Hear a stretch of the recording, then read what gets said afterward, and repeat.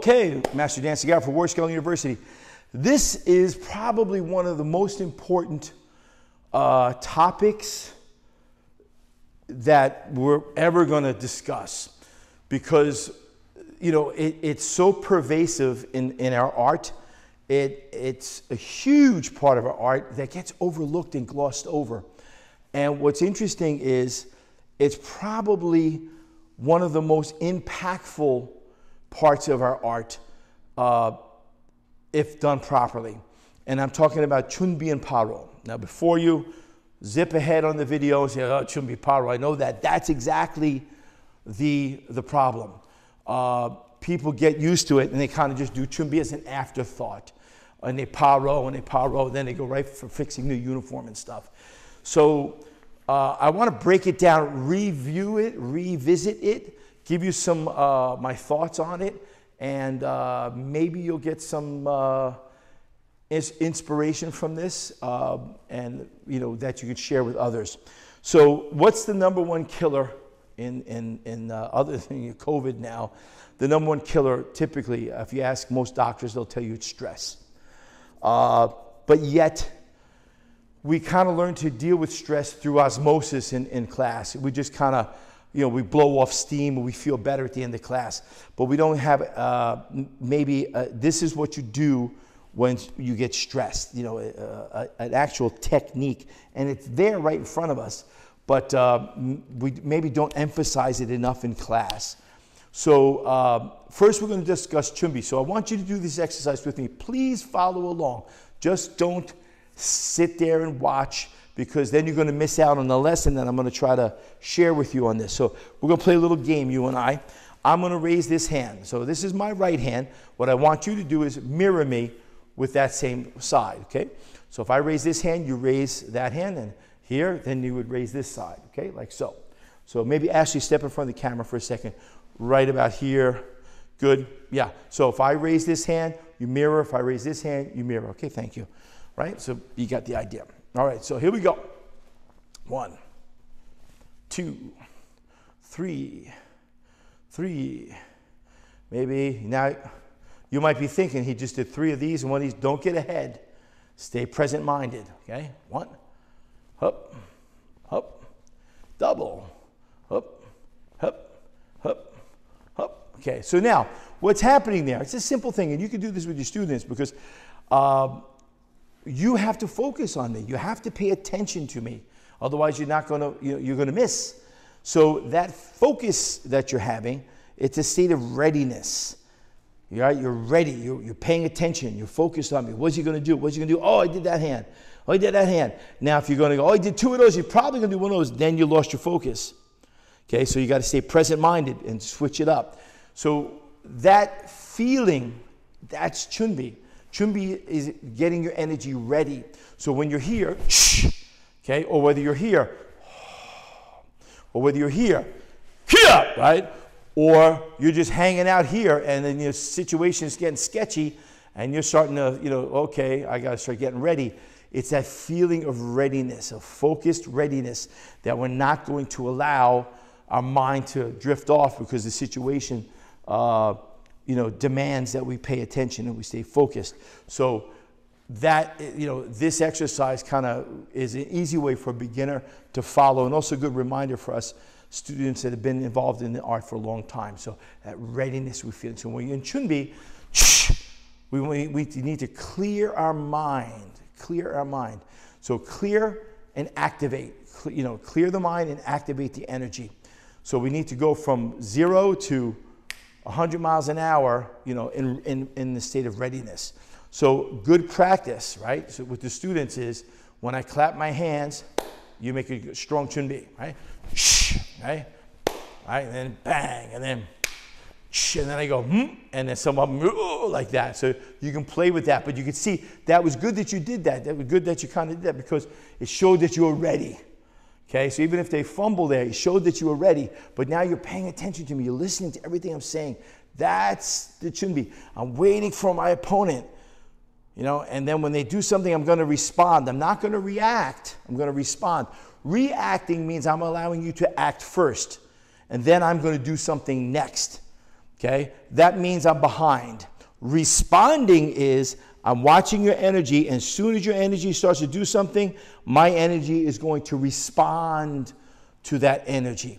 So when a punch comes in, I see it loading up, I'm already responding to that. I'm not waiting for it, because that's one of the practices of, like, when we do traditional martial arts, sometimes we punch, we leave the hand out, and the partner then does a whole bunch of motions, and we're practicing against a still, non-moving, non-aggressive target, and there's no energy there except for that initial attack, as opposed to we're moving and then we're catching it as the energy is coming, not the punch is there and then we work around it.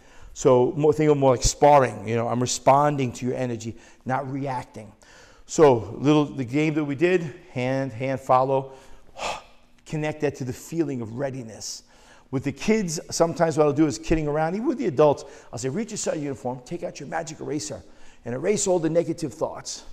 Erase all the negative thoughts. Because I want them to understand that Chunbi is your opportunity to train your mind to be clear. Master your mind. That's your opportunity. Paro is calming.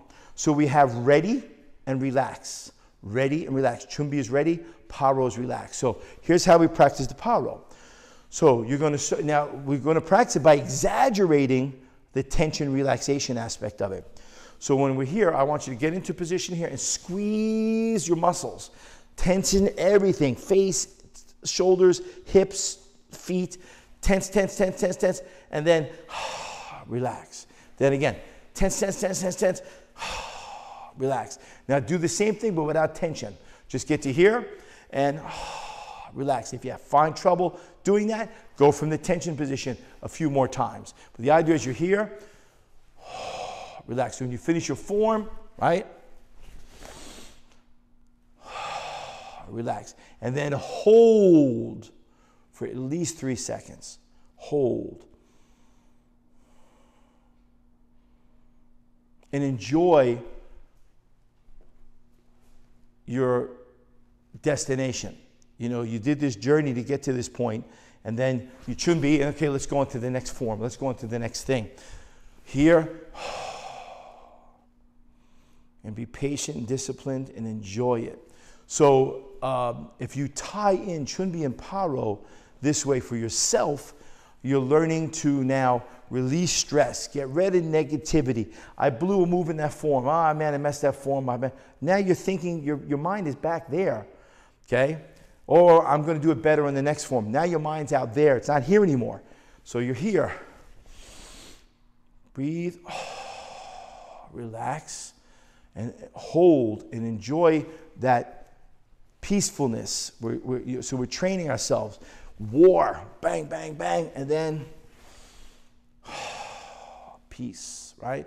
Somebody's bringing war to us. We defend ourselves, and then we go back to peace.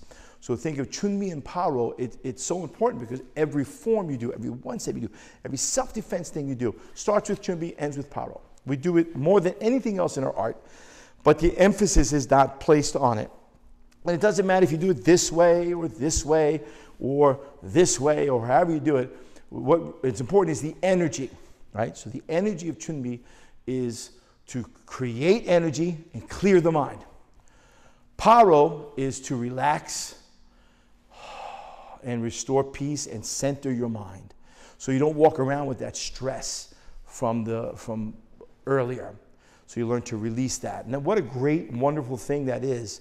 That can change your life if you apply that philosophy. So when I'm training students on the bag, I teach them, okay, ready, clear. Then they do their move, one step or whatever, and then release the stress. And I say, release the stress, relax, release the stress, okay, and then enjoy the peace. Release this. I use these terms all the time in the class because I want to pound that in, because then they start carrying it outside. So if I just say Chunbi Paro, and then they're not getting the full value out of it. So now I'm going to share with you technology that I use to help that. So basically what we do is we have a slideshow, and I'm going to share with you the link to that slideshow. and show you how that you can easily make one for yourself. And we play that on the television to help them stay in that state of readiness and relaxation. So this is how we use this as a technology. So on this television here, I have a simple Google slideshow. Google is free, slideshows are free. And basically I have slides that says distance, so we distance, and it says ready, bang, then it'll go left or right, I don't know which one, it'll be random. So you do your one step, right, pow, you land, you look, and it's gonna say relax. Then distance, ready. Now it's good, oh, now I gotta go this way, pow, pow, step back, kick, then look, then when it says relax, like that. So it's a very simple thing, but the great thing about now, you might not have a TV, you might not have all of this. You can use this for your own training. You can just do this, and it has enough of a random pattern that it'll keep you on your toes. But if you're an instructor and you want to use this as your studio, and you don't have this kind of hookup, you can just yell out, distance, ready, and then they don't know left or right. Right. Boom, they all go right, they do their defense, one steps or whatever. Or you can yell out the number of the one step. Okay, and then they're here, paro, relax. Enjoy the peace. And then, again, distance, ready. So what's great about this is I can have students working on the bags, but I can also have students just lined up following this in the air. So I'm not gonna use the bag, pretend I'm a little further back. Distance, ready? Now I go left, 1, 2, 3, back, right? Kia! And here, look. Then it says relax. Distance, ready, and you just do it again and again. So you can have a line of students doing this, and they're all gonna move in nice timing, because they're all following the same sheet music here. You can have a row of students doing that, row of students on the bags. You can have students holding bags. You know, because of COVID, we have to do it this way for now. But I have students hitting the bags, and I have a row of students doing it in the air, and then they just switch. The point being is using this kind of technology to remind the students all the time the benefits of our art, okay? Clear the mind, relax, release the stress, the #1 killer, right? You know, kids getting bullied, and all kinds of stress for all ages. So we have to start from white belt on, teaching people to learn to release the stress through our art. So I hope you enjoyed that. If you have any questions, let me know, and I'll see you in the next lesson.